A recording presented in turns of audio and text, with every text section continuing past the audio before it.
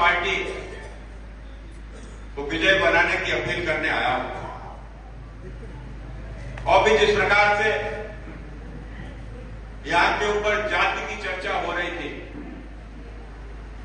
सही मायने में जब भी भारतीय जनता पार्टी में यदि जात की चर्चा होती है तो व्यक्तिगत मुझे बहुत तकलीफ होती है, बहुत तकलीफ होती है।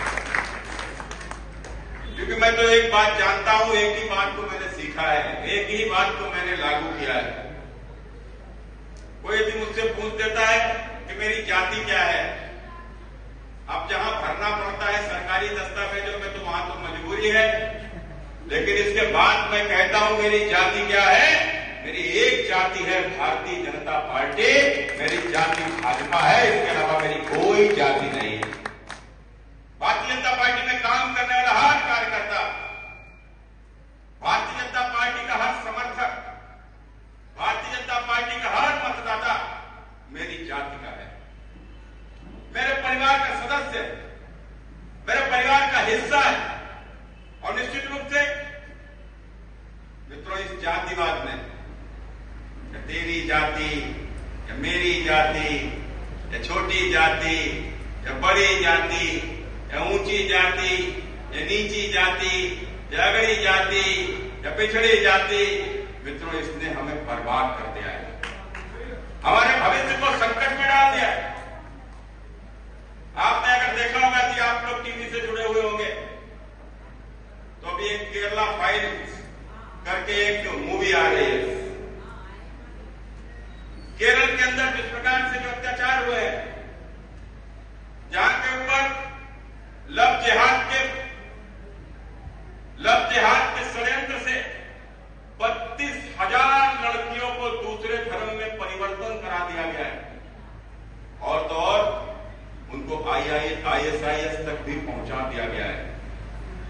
केरल जो कि भारत का स्वर्ग कहा जाता है, वहां के ऊपर हिंदू समाज, क्रिश्चियन समाज की बहुत सारी ऐसी लड़कियां जिनको षड्यंत्र के तहत इस्लाम कबूल कराकर और उनको आतंकवाद से जोड़ दिया गया है। उसका ट्रेलर भी रिलीज हुआ है।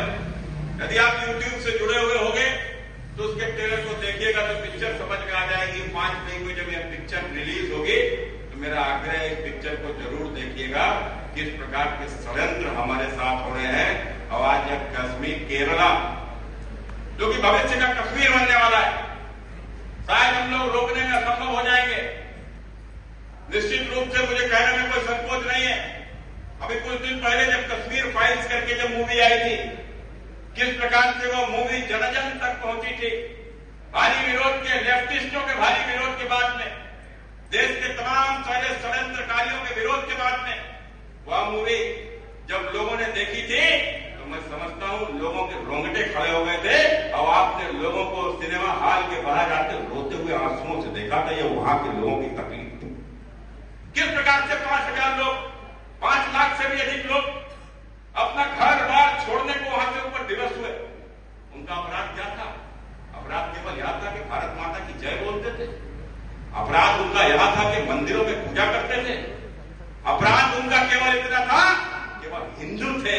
और इसलिए मित्रों, सरकारों ने उनका साथ ही नहीं दिया और उनको कश्मीर छोड़ने पर विवश होना पड़ा। और कश्मीर में उनके पास जिस प्रकार से अत्याचार हुए, आप सोचो, कल्पना कर सकता है कोई कि जो व्यक्ति बचपन से हमारे घर की बेटी को राखी बांधता हो और एक दिन ऐसा आए कि वही व्यक्ति उस बेटी के साथ में जब बलात्कार करे, सोचो मित्रों क्या स्थिति रही होगी।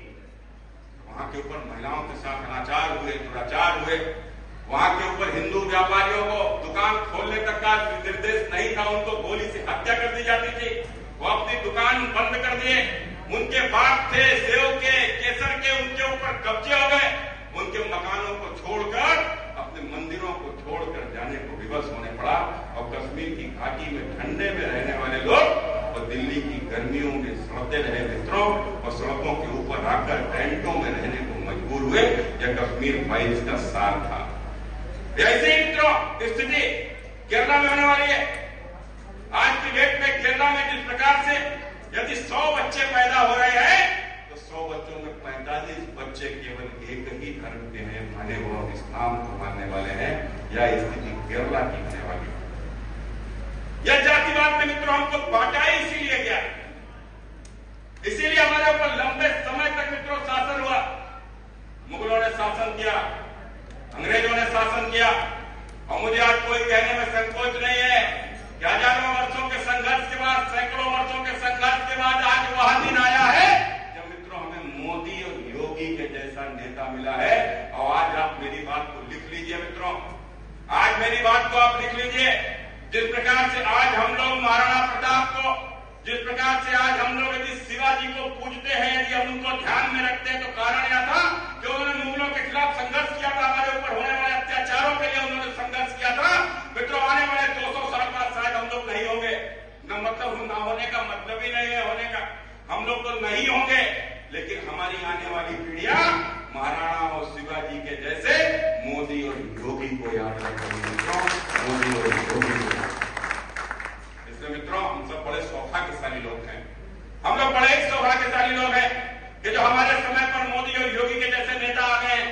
तो क्या मित्रों हमारी जिम्मेदारी नहीं है कि मोदी और योगी के हाथों को हम मजबूत करें?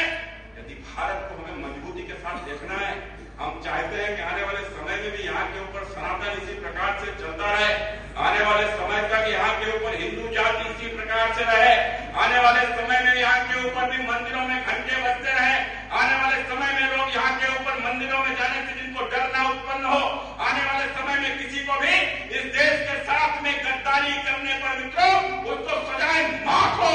मित्रों तो केवल और केवल भारतीय जनता पार्टी को मजबूत करना है, इस देश को यदि मजबूत करना है तो मित्रों हिंदुत्व को मजबूत करना है। बगैर हिंदुत्व के मजबूत किए हुए कभी कभी मित्रों भारत मजबूत हो ही नहीं सकता। आप सबके सामने उदाहरण है। इसलिए मित्रों मैं आप सबसे अपील करने आया हूं। निश्चित रूप से बहुत सारे मुद्दे हैं, अगर उन पर चर्चा करूंगा काफी लंबा समय हो जाएगा, लेकिन आप मैं इस बात को सदैव कहता हूं कि 2014 के इलेक्शन से पहले मित्रों मैं तो स्वयं निराशा में था, क्या होगा इस देश का, क्या होगा हमारे आने वाला भविष्य का, क्योंकि यहाँ के ऊपर तो जिस प्रकार से स्थितियां थी तो मुझे तो कहने में कोई संकोच ही नहीं है कि यहाँ के ऊपर मुसलमान तो वोट पैदा कर रहा था और हिंदू केवल नोट पैदा कर रहा था, इस प्रकार की स्थिति थी। और मित्रों 2014 में लेकिन तो धन्य उस देश का तमाम सारा हिंदू समाज जिसने एकजुट होकर, एकत्रित होकर देश में नरेंद्र मोदी की सरकार लेकर आए, और जब नरेंद्र मोदी की सरकार आई इस देश में सत्ता का परिवर्तन हुआ, तो मैं अपनी भाषा में बोलता हूं कि पहली बार इस देश के भीतर सत्ता का परिवर्तन नहीं हुआ, इस देश में व्यवस्था का परिवर्तन हुआ मित्रों, और व्यवस्था का परिवर्तन आज तक जारी है। आज इस देश में जिस प्रकार की स्थिति हो रही है मित्रों, प्रधानमंत्री नरेंद्र मोदी जी ने जब कहा था कि न तो मैं खाऊंगा और न मैं खाने दूंगा, उन्होंने इस देश के तमाम सारे भ्रष्टाचारियों के खिलाफ उनको एक कड़ा संदेश जारी कर दिया था। लेकिन उसके बावजूद भी आपने देखा होगा कि जिस प्रकार से धीरे धीरे ही सही, लेकिन यह भ्रष्टाचारी जब कार्रवाई के जब इनके ऊपर धीरे धीरे वो कार्रवाई आई, जब वो धीरे धीरे इस कार्रवाई के अंतर्गत आने लगे, तो यह भ्रष्टाचारी अब चिल्लाने लगे हैं। आपने देखा होगा कि आज वो तमाम सारे भ्रष्टाचारी जिन्होंने इस देश में लूट का तंत्र खड़ा कर दिया था, जिन्होंने इस देश के संसाधनों के साथ में सत्ता में रहते हुए लूट की थी, जिन्होंने इस देश में सत्ता के संसाधनों का दुरुपयोग किया था, गरीबों की योजनाओं में जिस प्रकार से उन्होंने बंदरबांट किया था, आज किसी के घर में ईडी पहुंच रही है, किसी के घर में सीबीआई पहुंच रही है, और आज यह सारे लोग चिल्ला रहे हैं, कह रहे हैं कि मोदी मोदी मोदी, हम लोग तो मोदी मोदी जय करते हैं, वो कोई मोदी को जहरीला सांप बता रहा है, कोई मोदी के कपड़े खुदवा रहा है। आखिर कारण क्या है? यह सारे लोग जो कभी एक दूसरे को गाली दिया करते थे, वो आज सारे लोग मोदी के खिलाफ एकजुट हो रहे हैं। कारण क्या है कि यदि मोदी रहेगा तो हमने जो भी संपत्ति कमाई है वो संपत्ति चली जाएगी। इसलिए मोदी को हटाओ, मोदी को हटाओ, मोदी को हटाओ, राग अलाप रहे हैं। और उसी प्रकार से मित्रों उत्तर प्रदेश में तो आपने देखा ही होगा कि उत्तर प्रदेश की स्थिति क्या थी। उत्तर प्रदेश माने माफियाओं का प्रदेश, उत्तर प्रदेश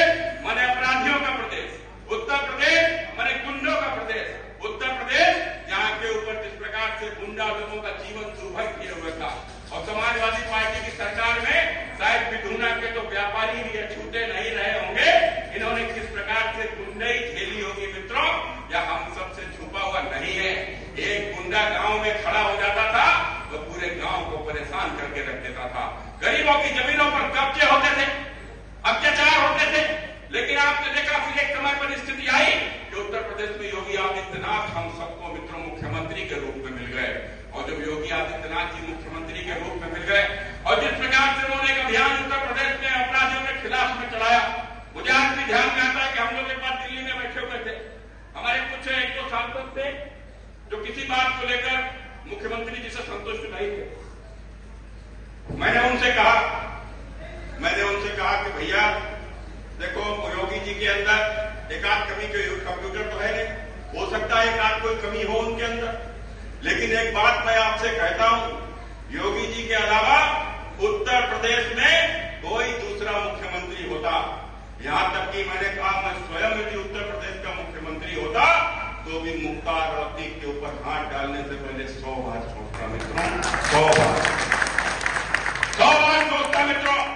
किसी की हैसियत नहीं थी, इतने दुर्दांत थे, इतने बड़े बड़े हाथ थे। आपने देखा होगा कोई पाकिस्तान से जुड़ा हुआ है, कोई आईएस से जुड़ा हुआ है, ऐसे अपराधी, ऐसे माफिया जो जेलों में बैठकर उत्तर प्रदेश की सरकार को संचालित करते थे, ऐसे माफिया जिनके कुत्ते से उत्तर प्रदेश के मुख्यमंत्री स्वयं हाथ मिलाते थे, जिसका इस प्रकार का रसूख रहा हो, उसको मिट्टी में मिलाने का काम योगी आदित्यनाथ ने किया है। योगी आदित्यनाथ इसके बंदों में आप सबसे अपील कर रहा हूं कि उत्तर प्रदेश में जिस प्रकार से गुंडाराज का जो समापन हो रहा है, उत्तर प्रदेश में माफियावाद का जो समापन हो रहा है, आपने देखा होगा अभी एक आताताई गुंडा जब मारा गया, क्यों मारा गया, कैसे मारा गया, सबको मालूम है, इसमें कोई चर्चा करने की आवश्यकता नहीं है। उसमें बड़ा विलाप हो रहा था, बड़ा प्रलाप हो रहा था, समाजवादी पार्टी को ऐसे बुरा लग रहा था। मुझसे मीडिया ने पूछा तो मैंने इस बात को कहा भी, हमने भैया अपने कुत्ते के बच्चे को भी यदि पालते हैं और उसके बाद में यदि किसी प्रकार से किसी दुर्घटना में यदि उसकी मृत्यु हो जाती है तो भी हमें बहुत तकलीफ होती है।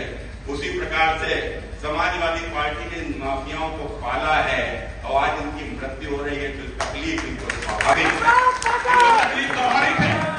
इसके मित्रों, जब अतीक की हत्या हो गई, उसके भाई की यहाँ के ऊपर हत्या हो गई तो लोग गिलाफ करने लगे, समाजवादी पार्टी गिलाफ करने लगी, बहुजन समाजवादी पार्टी गिलाफ करने लगी और साथ ही साथ मित्रों वह तमाम सारे लोग, वह तमाम सारे मीडिया से लेकर रहने वाले ऐसे तमाम सारे लोग जो मोदी विरोधी हैं, जो योगी विरोधी हैं, वो एक षड्यंत्र के तहत, अंतर्राष्ट्रीय षड्यंत्र के तहत कि किसी प्रकार से योगी को रोक दो। यदि हमने समय रहते मोदी को रोक दिया होता तो आज भाजपा नहीं आती। अब योगी को रोक दो, नहीं तो भाजपा को कभी रोक नहीं पाओगे मित्रों। एक षड्यंत्र के तहत कि योगी आदित्यनाथ को मुख्यमंत्री न रहे उत्तर प्रदेश के मित्रों, सुप्रीम कोर्ट में भी रिट डाली जा रही है। आज ऐसे समय पर जब योगी को हटाने का षड्यंत्र हो रहा है, क्या आप बताइए हमारी आपकी जिम्मेदारी नहीं बनती है कि हम सब योगी के साथ में ताकत के साथ में खड़े होने को, योगी आदित्यनाथ उत्तर प्रदेश के मुख्यमंत्री रहेंगे तो उत्तर प्रदेश का नहीं रहेंगे तो उत्तर प्रदेश का भविष्य चिंताजनक हो जाएगा, हमारी आपकी पीढ़ियों का भविष्य चिंताजनक हो जाएगा। इसलिए मित्रों, आज योगी को उत्तर प्रदेश की जरूरत है, आज योगी आदित्यनाथ जैसे नेता की उत्तर प्रदेश को जरूरत है। इसलिए मित्रों, मैं आप सबसे अपील करने आया हूं कि यह चुनाव योगी जी की विश्वसनीयता को भी, यह चुनाव योगी जी के समर्थन को भी सिद्ध करेगा। इसलिए मैं आप सबसे यही अपील करते हुए कि इस चुनाव में कमल खिलाइए, मोदी और योगी के हाथों को मजबूत करिए, यही अपील आप सबसे